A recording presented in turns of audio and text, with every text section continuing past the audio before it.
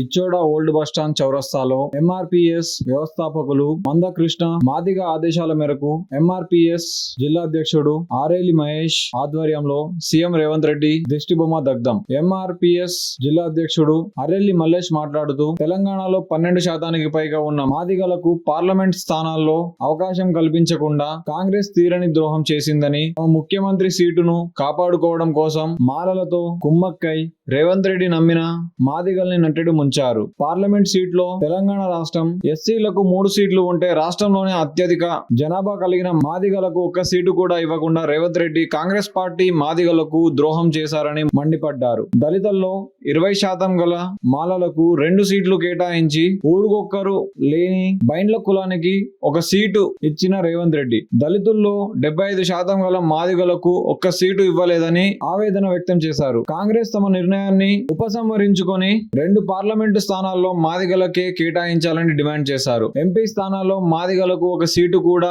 కేటాయించని కాంగ్రెస్ పార్టీ రేవంత్ రెడ్డి వైఖరికి నిరసనగా వారం రోజుల పాటు నిరసన కార్యక్రమాలు జిల్లా వ్యాప్తంగా నిర్వహిస్తామని తెలిపారు. ప్రచారాల్లో కాదు ఆచరణలో కాంగ్రెస్ నైజాన్ని, మన వర్గాలకు చేస్తున్న ద్రోహాన్ని గ్రహించి ప్రజలు కాంగ్రెస్ కు తగిన రీతిలో గుణపాఠం చెప్పాలని పిలుపునిచ్చారు. ఈ కార్యక్రమంలో ఎంఆర్పీఎస్ జిల్లా అధ్యక్షులు అరెల్లి మల్లేష్ మాదిగ, ఎంఎస్సిపి బోధ్ నియోజకవర్గ ఇన్ఛార్జి దుబ్బాక సుభాష్ మాదిగ, సిరిసిల్ల భూమయ్య మాదిగ, మచ్చ గంగయ్య, కల్లెపల్లి రాజు, గోటి ముకిలే మధుకర్ మాదిగ, ఎంఆర్పీఎస్ మండల అధ్యక్షులు చిట్టి రవి మాదిగ, రాజు మాదిగ, కసిపాకం విష్ణు మాదిగ, ఎంఎస్ఎఫ్ జిల్లా అధ్యక్షులు పసుల శ్రీకాంత్ మాదిగ తదితరులు పాల్గొన్నారు. తెలంగాణ రాష్ట్రంలో ప్రస్తుతం దేశంలో జరుగుతున్నటువంటి పార్లమెంటు ఎన్నికలలో తెలంగాణ రాష్ట్రం నుంచి 17 ఎంపీ స్థానాలుంటే 17 ఎంపీ స్థానాల్లో 3 ఎస్సీ రిజర్వేషన్ స్థానాలు నాగర్ కర్నూల్, వరంగల్, పెద్దపల్లి. ఈ 3 స్థానాలలో